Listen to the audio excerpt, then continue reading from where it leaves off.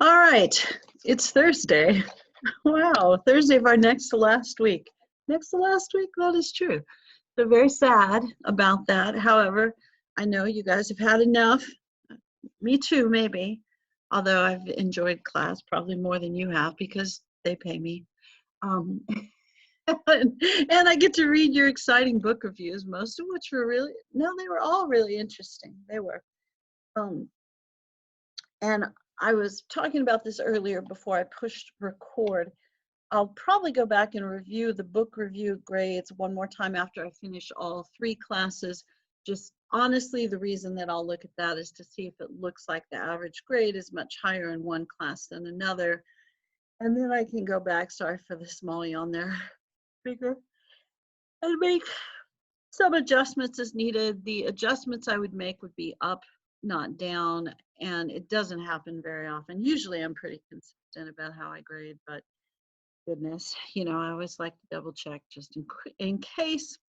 So, and I'll let you guys know after I'm done with that. But if you have a concern about your book review grade, you can still tell me, not in front of everybody. That would not be ideal. Send an email, we can have a meeting, that sort of thing.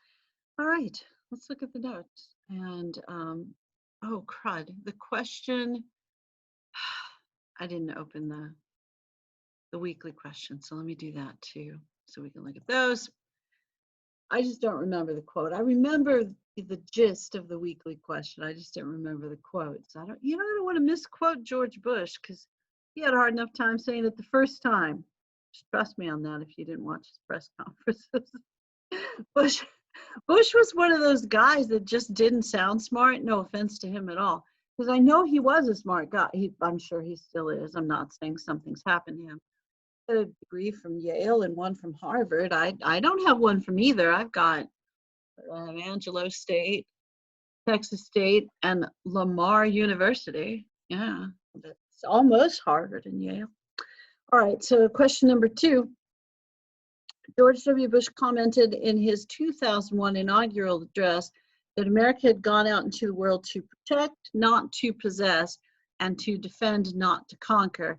Do you agree or disagree with this statement? Give examples. And that's the key to success. Give examples to defend the statement. So before we go today, I'll see if I can remind you maybe what page numbers to look at for some of those examples. But because the chapter is not primarily about George Bush, he shows up kind of at the end of the chapter because of the dates of the chapter. What you probably are looking for are some things that happened maybe before the Bush administration. And then at the tail end, they do talk about us going into Iraq and Afghanistan. And you can talk about that, whether that's protecting and defending or possessing and conquering. And, I know that it's easy for us to say as Americans, citizens of the United States, because I realize that not everybody in North and South America likes it when people from the United States call the United States America. So apologies. But we do send troops a lot of places in the Bush administration, the Clinton administration, then the Bush administration, then the Obama administration. So you could talk about Clinton activities. There's a map, of Clinton and world affairs, starts on page, let me write this down so I can maybe type it in an email as well, but, or an announcement. 1082 in your textbook. Yes, I'm looking at the textbook where it says Clinton and world affairs, and you'll notice the 82 million places that guy sent the troops. Some of those were to protect human rights, to end ethnic cleansing, especially in the Balkan region. Occasionally we send troops other places that, sometimes sending the troops was an effective movement. Sometimes it wasn't quite as effective. I know can I have a former relative? Is that even possible? It's a former brother-in-law who was sent to, where was he sent? To Somalia. Yeah, I think that's where he was sent. And that that didn't go well, and things did not go well for him after he returned. That was very traumatic for him, and I know it was traumatic for the people of that region. So, some of the things seem to be altruistic, some of them seem to be less altruistic. We certainly went to protect and defend certain regions, but maybe ignored some genocide in Rwanda and other places. So, it kind of depends also on what you view as the proper role of the United States in world affairs. And that has certainly changed over time. If you were my age or older, which you're not, I don't even have to see your young looking faces to know that, you probably were okay with the United States being a little bit more the policeman of the world. And in the modern era, I don't think people are as okay with that, in part because it seems like none of our business, and in another part because honestly, it's expensive. So there's both of those things. And if you've paid attention to the Trump administration, and who hasn't, because if you try not to, he'll still tweet at you. His concern about foreign affairs seems to have been that we spend more money in NATO than anybody else, and that other people need to pay their fair share, and that we need to get out of certain places. Although I know we still have troops a lot of places. So I don't know. Foreign affairs is very complicated always, especially in the modern era when you're a superpower kind of, sort of, or you assert yourself as we are a superpower. I mean, we have better military stuff than everybody, that's what I'm saying. But whether we should send our military stuff other places, and our folks, the people, of course, struggle with that as well. All right, let me go back to looking at the notes. That'll be better. So we'll talk about the weekly question if you like. Okay. You can tell I always struggle talking about where we send troops and political stuff, because I really don't want to pick a side, or I have opinions, but I don't want to offend you at all. And I'm kind of one of those people that doesn't think that people who disagree with me are just wrong, disagree with me are wrong or crazy. I think we all have reasons for the opinions we have. We may not agree with each other's reasons, but I rarely think people are just crazy. Sometimes I do, but I'm sure it wouldn't be any of you. Would it? Would it be any of you? Maybe. All right. I know, Coke Zero, and I just said I was cold. Okay, so I think we probably were, oh, crud, we were about to talk about Clinton impeachment, weren't we? Dang it. All right, let's do it. Clinton, what was that man thinking? What was he? Don't answer that question. Okay, so the short version of the Clinton impeachment was that Bill Clinton was a little bit of a dog as a husband. That's a historical assessment, I'm certain, and maybe not the most faithful fellow. And likely this was not the first time he had been unfaithful, because he was being sued for sexual harassment by several women. And in the process of being sued, he went to court and asserted that maybe while he was president wasn't the best time to continue with the lawsuit, said maybe we could wait till later. And the lower court said, nope, we're gonna continue. So while he was president, he got deposed for a sexual harassment lawsuit. And they asked him all sorts of questions. I have no idea, I haven't read the deposition. I don't know if it's publicly available. It probably is. But we all found out that he was questioned about having a possible relationship with a very young intern, Monica Lewinsky, who may or may not have, he may or may not have known her quite well. It turns out that she kept evidence of their friendship, shall we say, the DNA sort of evidence. Now, I got a lot of friends, but I don't have any their DNA, I'm just saying. However, she kept it because she'd been advised by someone else. Oh gosh, it's pretty sordid stuff. But anyway, We knew for sure he was lying about this. Now, when Clinton gets impeached, you know it's not because he had an affair, because as I'm sure I've mentioned before, he's probably not the first president to have an affair. Just suggesting. I mean, we know for sure he's not the first president to have an affair, but he's the first one to get sued for sexual harassment, and somebody kept DNA on their clothing to prove that there'd been an affair. So there was evidence. She also made descriptions of certain body parts we don't typically see of our presidents. So, you know, it was a sign that they were better friends than, you know, most people are. And so he gets impeached for lying under oath during the deposition about the relationship, which was part of the sexual harassment lawsuit. Now, here I'm going to share an opinion. I know, I do it sometimes, I know. I kind of think that if the judge had said, you know what, Bill Clinton's not going anywhere, let's finish the lawsuit after his presidency, might have made everything a little easier. Of course, I say that in part because I was teaching high school at the time and really did not want to talk about current events. You know what I'm saying? But I think this could have waited, maybe, my opinion, but you certainly don't have to agree. You know, as a spouse, like if my husband had been like that, shoot, yeah, I would have thrown way more than a lamp at him. That would not have been cool. Yeah. But my president being a dog, I don't know. I kind of expect it. I hate to be that way, but I do kind of. So anyway, all right, back to business. Clinton gets impeached.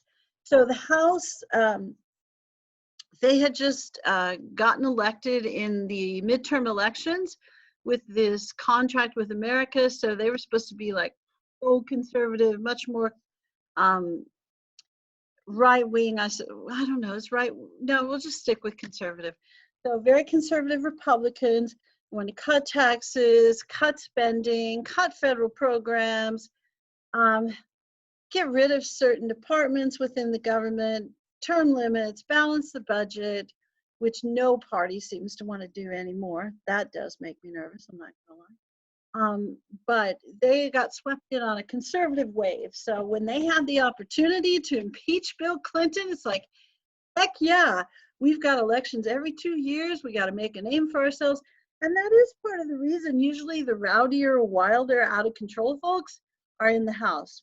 I know that seems rude, but I'm just going to stick with it. And the guys with the 6-year terms, those are the senators, they usually don't want to do as many radical things because they're kind of seen as the more stable House, and there's fewer of them, there's more power in there, and they tend not to want to bring charges against each other. Historically, you could also suggest it's because they don't want charges brought against them, which might be true as well. But they do tend to be, when I say more conservative, I don't mean more Republican. I mean that they're less likely to take extreme action than the House. So usually when there's like an out in left field kind of bill, it comes from the House, and the Senate during committee goes like, hey, let's calm down. So when the way impeachment works, the House brings the charges, so they decide, are we going to impeach or not? So yes or no. And then the Senate holds the trial. The Senate held the trial, and they just went, yeah, not worth kicking him out over. So, I mean, there was no way to deny that he had lied under oath. And he'll later come back to the American public and apologize. I don't know that he ever apologized to Miss Lewinsky, as he called her in public. But it was pretty tough on her reputation. And she was kind of a kid. I mean, I know some of you are going like, no, she's older than me, and I have better judgment than that. I know you do, but the president should have had better judgment. But anyway, back to business. So the Senate decides, no, we will not convict him. So he gets impeached.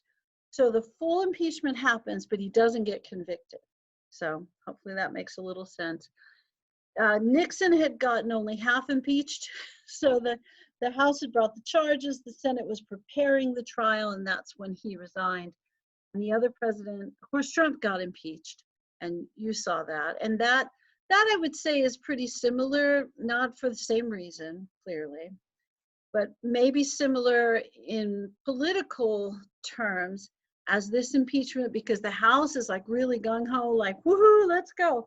And I know you're also going to say, well, the Senate was controlled by Republicans. They were, but it's pretty, pretty narrow margin. But you're right, they were. But the Senate, again, they're going to want a big Nixon kind of crime. And some of you are going like, no, that was a big Nixon crime. Yeah, maybe, but I don't know. I'm not in charge of that. But Nixon resigned. That made it easy, right? The other president that was impeached, Johnson, Andrew Johnson, and you talked about that in 1301. And if you haven't had 1301, I don't want to spoil it for you. But he tried to fire somebody, and that upset the Republicans. So that probably wasn't the best reason to impeach a dude either. Okay, back to business. Yes. All right.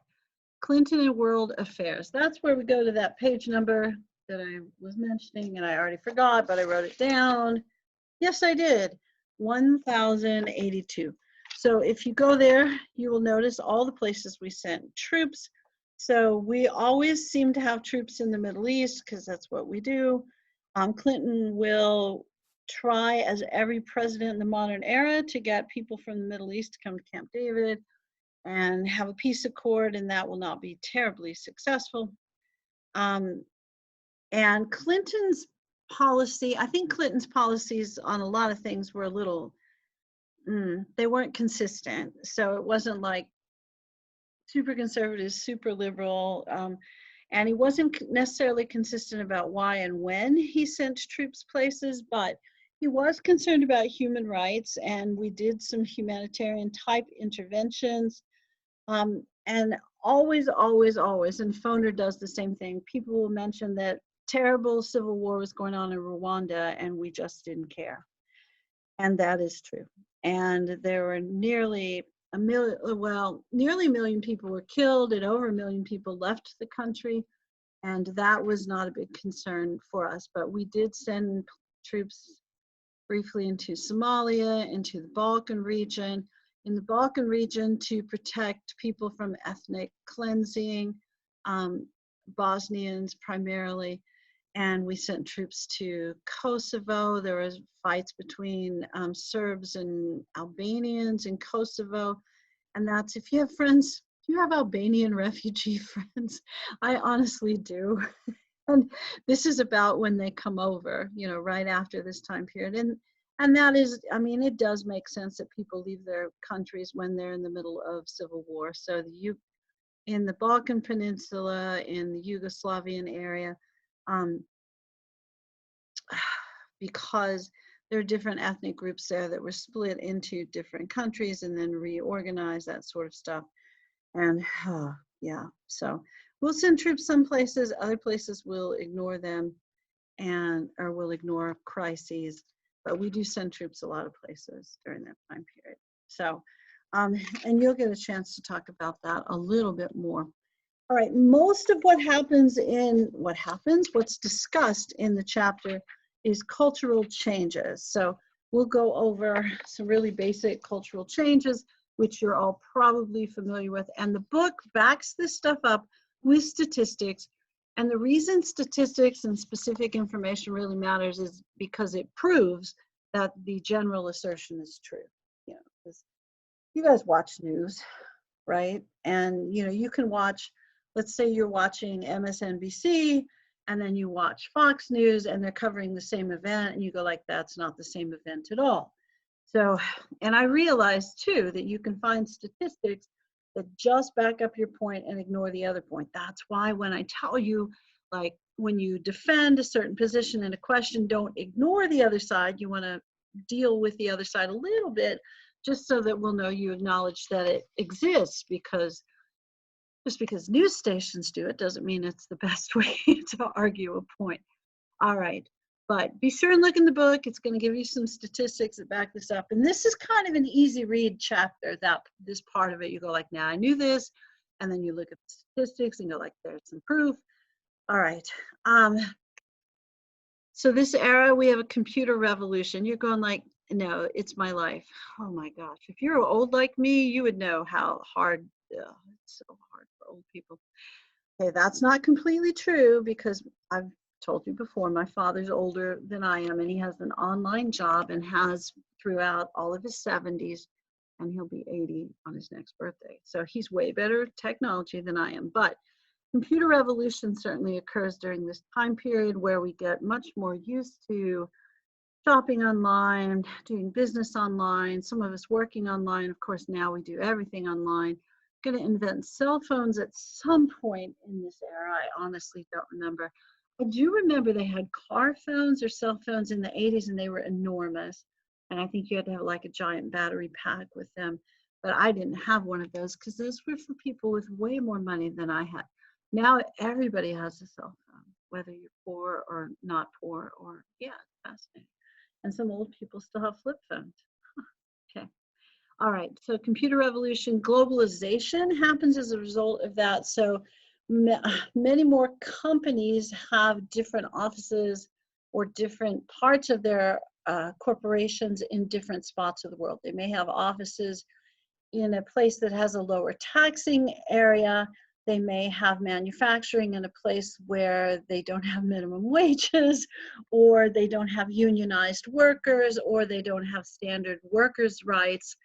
And that is kind of what you see happening as far as companies globalizing during this era. Like we'll just pick on Nike because it's easy, and we could pick on Apple as well, where their corporate headquarters will be in the United States, but their manufacturing areas are in countries where there really aren't very good rules about how workers are going to be treated, because that way you can get your product made cheaper and your profits are going to be higher. So that's the truth. And because we're Americans, and because we're from the United States, we tend to just want to buy whatever's cheapest. And honestly, I suspect that's the way everyone in the world is. I don't suspect that's, strongly different anywhere else. So there's not as much concern about who's making the stuff as there is about what the price is. Now, that's not completely true, because every once in a while, you'll see a news story where they show the factories where some of these folks work, and then maybe there'll be a little pushback. Apple really had to improve their workplace standards in China because of some news stories and some people going undercover and taking film and that sort of stuff, and also reporting on pay and lack of health insurance, and well, it's not health insurance but safety coverage, that sort of thing, because it's it's China, so health insurance isn't exactly what you get there. The government takes care of that. I'm sure the government takes care of everything in China, for better or worse. All right, contract with America, those were the Republicans who agreed to certain things, and they formed a contract, and they said, hey, if we don't do these things, take us out of office. And if we don't get term limits, term limit us yourself. Now, they never were able to push for term limits, although you still see people wanting to do that and suggesting it. The only person that's term limited in our system is the president, 2 terms. And that's just because Republicans got tired of FDR. Or maybe in the modern era, we just thought it was a bad idea. I mean, I don't know. Russia keeps Putin forever, right? Okay, and Germany keeps Angela Merkel forever, but I don't think that's because they're scared of her. But maybe they are. I don't know. They're not. Okay, so they don't do the term limit. They don't do the balanced budget amendment. They do make the Congress more conservative for quite a while, which forces is probably the right word, Clinton to work with them on things like the welfare reform and the more conservative bills on crime reform. So even though we can easily blame the Clinton administration for those crime reform bills that I just went on and on about last time, because he signed them and agreed with them, this is a joint effort by the Republicans and the Democrats. And again, I'm certain you're going to hear a bunch about those in the first year of the Biden administration, because he was a sponsor of the crime bill.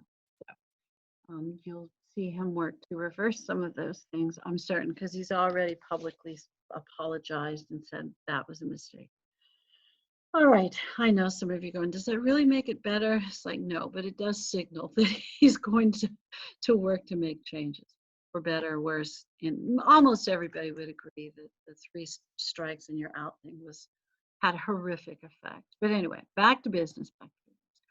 This Newt Gingrich fellow became Speaker of the House and then he's a history professor from Georgia. You would think I'd be like pro Newt because he's a history professor. He's a very smart guy. He's a super conservative Republican kind of fellow, and he's probably not the most moral or ethical fellow who ever served. He's probably not the least either. So, but he's tends to be fairly popular in conservative circles, and you'll still, I'm sure he's still around. You'll see him as a speaker from time to time at conservative events. Well, you probably won't. And I don't go to events, on television, is what I'm trying to say. All right, we get more immigrants during this time period because why not? I mean, we've got good universities, we have a lot of money, we have a very large economy. Our government, while a little nutty, is fairly stable, which isn't as true throughout the rest of the world sometimes. So we're going to have a lot of new immigrants during this time period, like my Albanian friends that I mentioned, or every soccer trainer in the Austin area. Sorry, soccer comment there. That's not completely true, but all right. So 38 million new immigrants, lots of Muslims, Hindus, and Buddhists. So what we're trying to point out here, and Foner is trying to point out, they're not all Christians and Jews. So that's going to make for a cultural change, which may or may not be as easily acceptable to certain groups. African Americans used to be the largest minority group. They're going to be, I guess, second largest at this point, with Hispanic Americans who are Latinos. You can Latinx, you can group them all together. But about the only thing that most folks in that group have in common is they probably come from a country where they speak Spanish. So you've noticed this in the last election. Certain Latino groups are more conservative, certain are more liberal. It kind of depends on where you're from, what you think, and how long you've been here. And yeah, okay. Now, almost all these folks, I'm just going to say, they probably have a Catholic background. So that's maybe the one fairly consistent thing. And again, probably Spanish in the home country. I suppose there's a handful of folks from Brazil. It's like the place where they speak Portuguese, Brazil. So I don't know why I'm laughing about Brazil. It's a lovely place, I'm sure. All right. African immigration increases during this time period as well. And, some of that, I know that I mentioned that, some of that is because there's international turmoil and there's trouble in certain governments. It also happens because travel's cheaper. And because we have a global society and we have a computer revolution, it's easier to apply to come to other countries. So immigration is easier. I'm not saying it's easy. Oh my goodness. I've had friends, they're still my friends. They didn't stop being my friends, but I have friends who have gone through this immigration process, and I have one or two friends that are applying for a visa right now. And somehow I got to hear all the details, and oh my goodness, it's one of the most complicated things ever. And that's going through it legally, and it's really expensive. And I have friends who've come over illegally. I surely won't name them here in class. And that is also complicated and makes them nervous. And as because it's illegal. So, and fixing that once you get here is also complicated. So immigration, complicated, more possible during this time period because transportation, communication, all that. All right, the three strikes thing. I know I've already railed on this a bunch, so I won't talk about it too much, but there it is. And that happens during the Clinton administration. And yeah, mostly we just decide that was a terrible thing in retrospect. I really don't know anyone fairly famous politically or in my individual life who's old enough and politically astute enough to think about this and go like, no, that really was a good idea. And I don't know anyone and you may disagree, and you should feel free.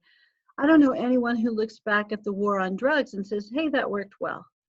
I mean, I think the drug awareness stuff, when it was honest, which I think it mostly was, but sometimes wasn't, you know what I'm saying?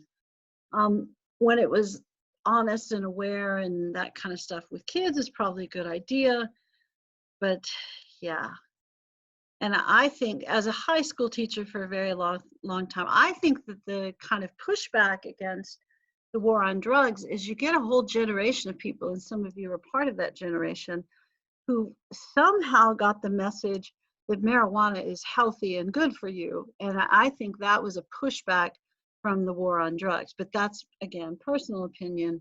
What do I know about stuff? But I do know that I consistently had, like for about 10 years, a bunch of high school students that said, you know, marijuana is really healthy and it's not bad for you. It's like still going to give you lung cancer and it's not good for your brain cells. And I don't know a whole bunch of people that use marijuana regularly, but except for Willie Nelson, most of them aren't successful. You know what I'm saying? And Snoop. All right, back to business. But they're relaxed usually. Yeah, okay. Not always true, I know. All right, the rights revolution expands, and this, I think, is one of the most dramatic changes in my lifetime because, you know, I'm old. We talk about this, or I mention this every class. And when I was born, the country was very, very conservative, and I was in a conservative part of the country. And you're going like the 60s weren't that conservative. The early part of the 60s were, and the middle of the country, my goodness, you're kind of in the middle of the country. Fairly conservative. I know, Austin, a little different, but you know, still fairly conservative. So nobody really was out as much. I know it's not completely true, but in the middle of the country, if you were gay, you didn't talk about it very much. People didn't say like, oh, you know, that's okay, and you guys should have the right to get married. And no, you didn't see that as much in the 60s or the 70s. And, you know, we mentioned Bayard Rustin before, who's really one of the organizers, a major organizer of the civil rights movement, who can't really publicly participate because he's gay and they don't want to discredit the movement. And then the government, the federal government decides to respond with the Defense of Marriage Act, which is passed in 96. So this is the Clinton administration. And honestly, even when Obama became president, he said that he was in favor of this. It gets declared unconstitutional during the Obama administration. And by the end of Obama's second term, he is all for gay marriage and has seen, you know, a change in his opinion on that as well. So I really think that that change happens. I know it doesn't happen quickly historically. I know that it's several hundred years in the making, and certainly as part of a movement is really, you know, about 40 years, about a 40-year movement. But it's a Supreme Court case that really changes everything. And it's not even a direct Supreme Court case about gay marriage. It's throwing out a conservative attempt to make gay marriage illegal, which is kind of interesting and ironic. Yeah. All right. So there you go. So in the modern era, the reason gay marriage is okay is because a bunch of conservatives said it wasn't, and the Supreme Court said, you can't say that. And that's a fairly conservative Supreme Court saying that, which is moderately interesting. Yeah, I got conservatives, liberals, and moderates all in the same discussion. All right. One of the strangest things of my kind of early adult years was the Clarence Thomas, Anita Hill hearings. That was a very strange thing. And you guys got to see something similar to that with that crud. Who was it? Neil Gorsuch? Yeah, that's who it was. So Clarence Thomas gets appointed to replace Thurgood Marshall on the Supreme Court. He's appointed by George Herbert Walker Bush. That's the old Bush. And just, you know, he's just your standard, I went to Yale kind of guy. He had a story where he was raised by his grandparents and, you know, came from extreme poverty, didn't speak English very well, spoke a pidgin language, was raised in the islands of South Carolina, so Gullah. And it's part of the reason he doesn't speak much publicly.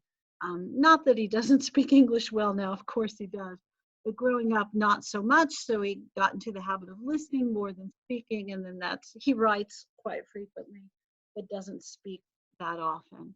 And still apparently true in Supreme Court hearings. But so Clarence Thomas rises from poverty. He's a very, very conservative African American, which makes him not mainstream African American kind of dude. And he's replacing a not very conservative fellow Thurgood Marshall. So a lot of people objected to that and thought, you should replace him with a more liberal fellow, but George H.W. Bush was not that liberal. So, all right, Clarence Thomas comes in, and it just looks like it's going to sail through. And then Anita Hill, who had worked with him, and at that time, I believe was a law professor at the University of Oklahoma. She said, hey, when I worked with him, he sexually harassed me. And then they had public hearings about it. And Clarence Thomas, in his kind of tradition, just kind of sat there and didn't say anything. And then they let him give a statement. And oh my goodness, he said the N-word on TV.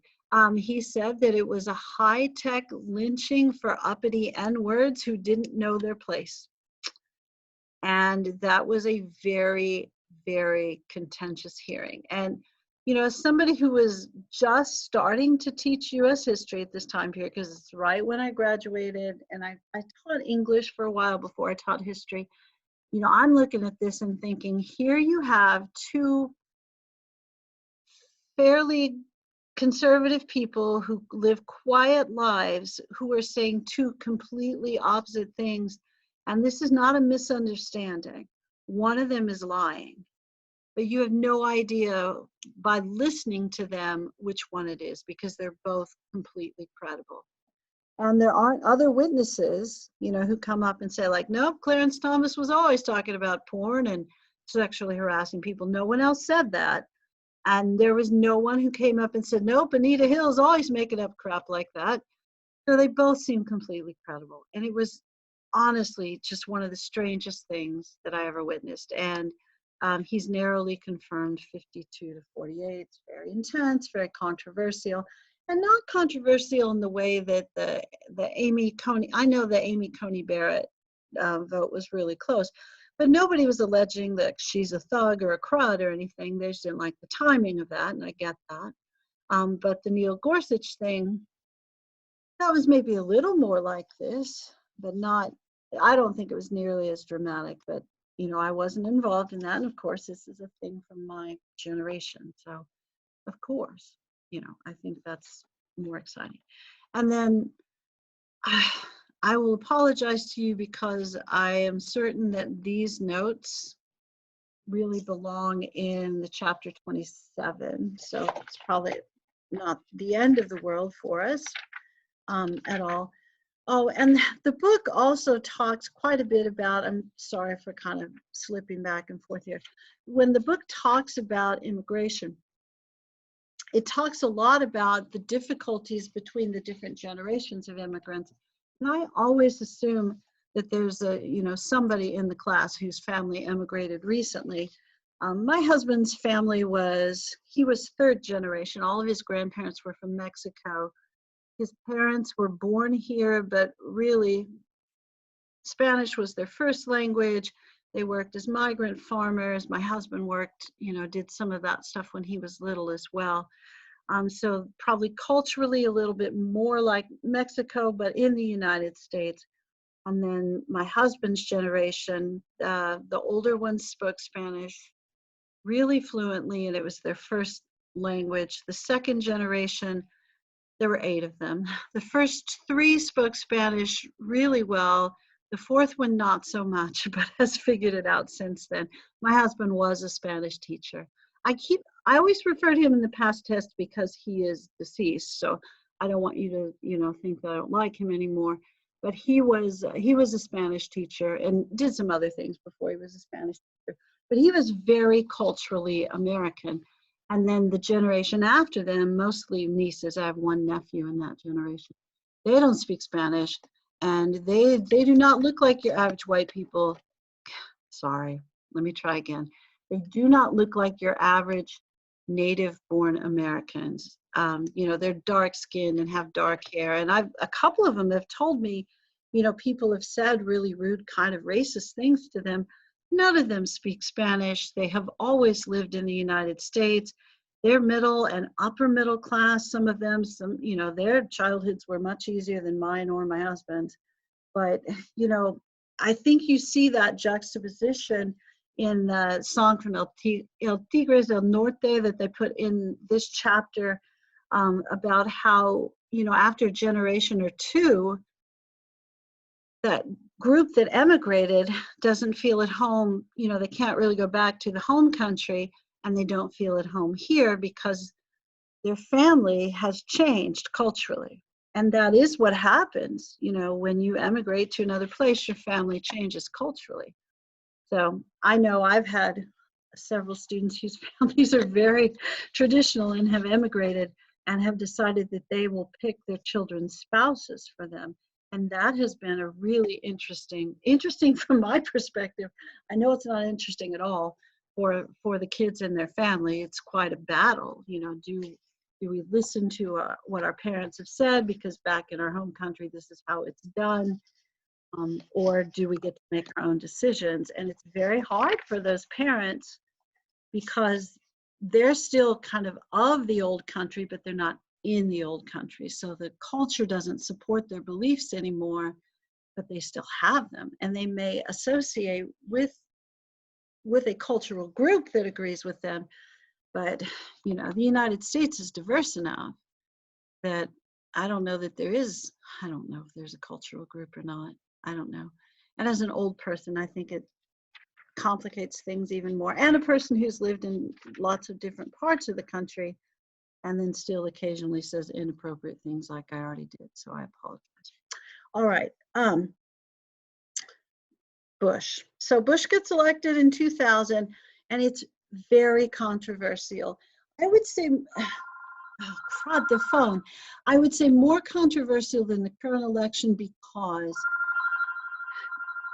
what you have in this current election is an allegation of general voter fraud in probably 6 or 8 different states, and there's not one particular county or particular instance that would change the election. What you had in, sorry about the phone. What you had in 2000, sorry. Someday I'll remember to turn that off. What you have in 2000 is you have an election that's coming down to essentially one county in Florida and how certain votes are counted. And they did these votes back in the day where you have these little things and you pushed through a hole. And if they didn't push completely through, they had dangling chads and hanging chads. And they were recounting the same county over and over. And both sides sued. And eventually they went to the Supreme Court and they said, you know what, just stop. The last recount is the one we're taking. And whoever was going to win that county in particular was going to win Florida, which meant they were going to win the election. And that county, I think it might have been Palm Beach County, had a bunch of old folks, and a bunch of them voted for Pat Buchanan, who was a third-party guy. And people thought, well, that had to have been a mistake, and they're old, so they're confused. And oh my, it was quite a mess. So when Gore loses, Bush wins, people talk about how he was selected, not elected, because he was essentially selected by the Supreme Court. And the country is pretty divided about that. And then 9/11, and then we're not as divided. Now, the economy is a little rough. Bush wants to stimulate the economy with the largest tax cut in US history, and it might work, but then 9/11. And what changes with foreign policy in a pretty dramatic way during this time period, which could be something you discuss in the weekly question, is the Bush Doctrine. So if Bush makes a change in what our foreign policy is, we go from reactive to preemptive war, or the idea, I mean, there were people that thought that it was okay for us to go to war if we were defending something good or protecting somebody, you know, as Bush had mentioned in his statement. But when we attack somebody as part of a war on terror, we don't name specific countries. It's not a war on Iraq, a war on Afghanistan, a war on Saudi Arabia, which we would never have for a variety of reasons, even though I know most of the hijackers were from Saudi Arabia. We declare war on terror, and then Bush declares some countries to be part of an axis of evil, and says that in particular Afghanistan and Iraq are funding and harboring terrorists. So then you see us send troops to these places, even though those countries certainly had not declared war on us.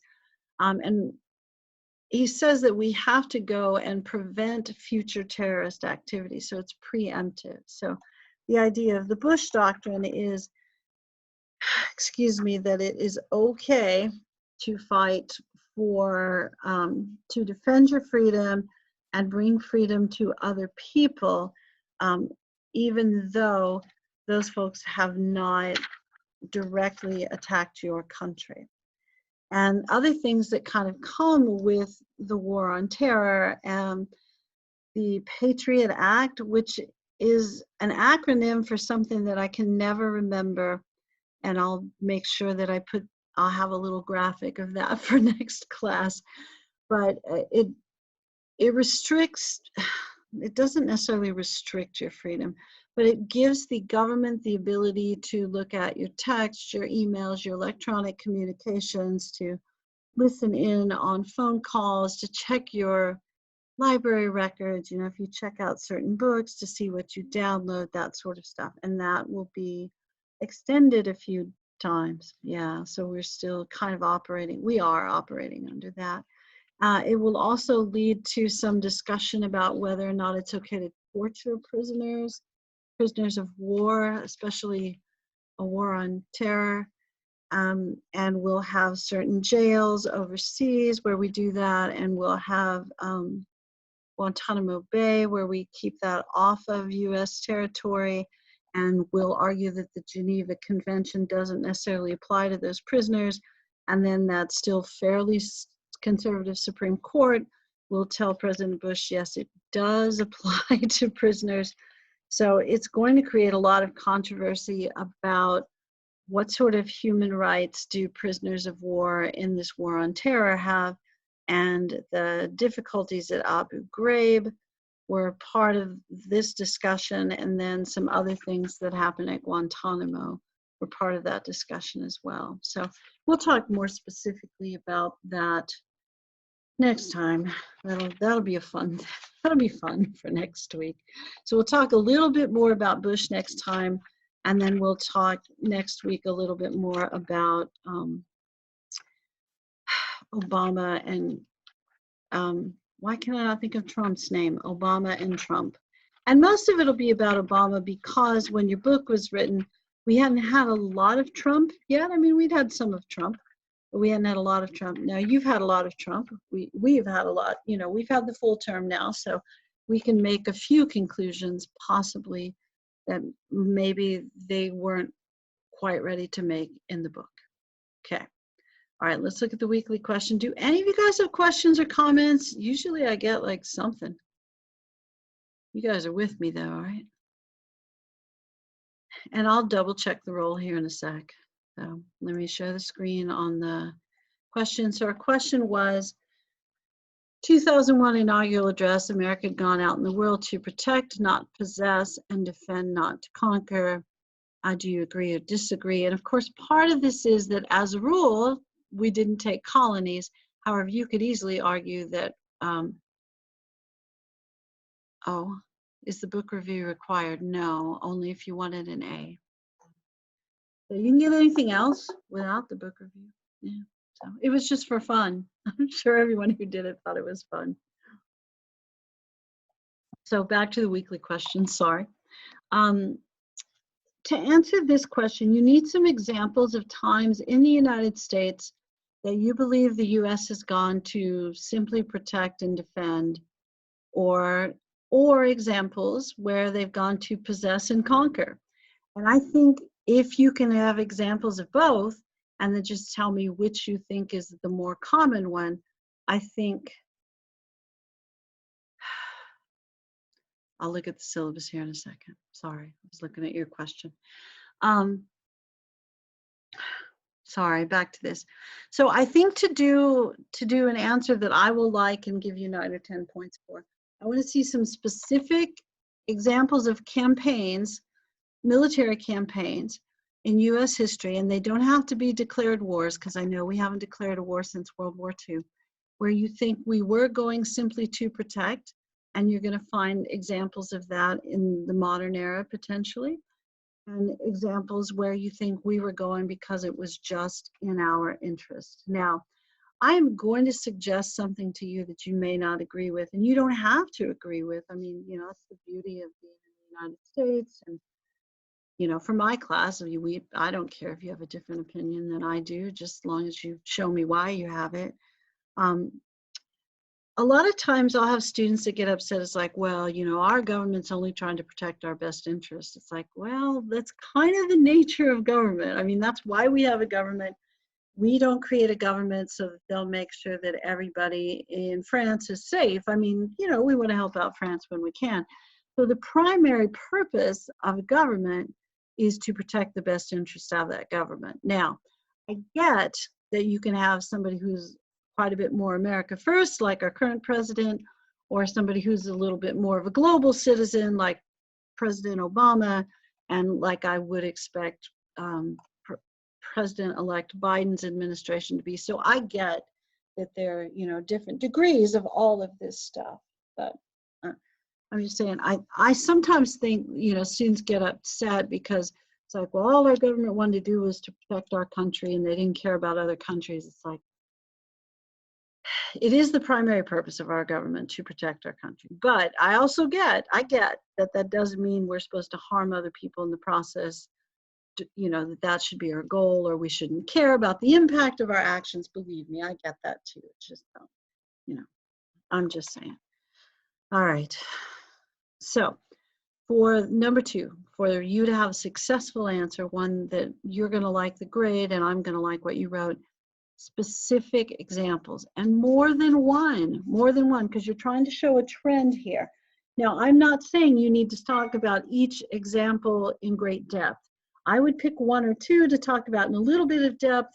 Make sure that you use dates. Also, it drives me a little crazy. Have you noticed from my comments? It drives me a little crazy when you talk about stuff and don't say when it happened, or if you talk about stuff out of order. So I would put it in order, or at least group it with, if in this question, if you're talking about times where we're protecting and defending, have a little protect and defend group, and then maybe have a possess and conquer group. And I'll be okay with that too. Just have a recognizable organizational strategy. You see what I'm saying? And I'll be happy. But use specific examples. And they don't have to be from the Bush administration. They could be any time in US history. Although I would prefer, you know, fairly recently, at least things we've discussed in this class, okay? All right. One of you was asking about what it says in the syllabus about, I don't know if I have the syllabus close by. Let me peek. About the book review. But I'm pretty sure I said I meant to be clear that it was optional, but let me peek at it really quick. We'll show it again. And you guys know probably that the syllabus is in the Blackboard section, the class section of your Blackboard that's labeled syllabus, because it just made sense to put it there. Seemed like the right place, right? All right, I'm looking. Fall syllabus, here we go. All right. So let me share this. Oh, poo-poo. All right, one more try. Okay. So in the grade section, book review required. So I was trying to suggest there that you had to do the book review if you want to get an A. Student must successfully complete a book review to earn a grade of A. I was trying really hard, I was. And then I think in the book review section, it says required for grades of A. So I really was trying to suggest to you, you didn't have to do it if you didn't want to, but if you wanted an A, you did, and it counts as extra points unless you cheat, and then it just is bad if you cheat. Okay. All right, I'm going to stop recording.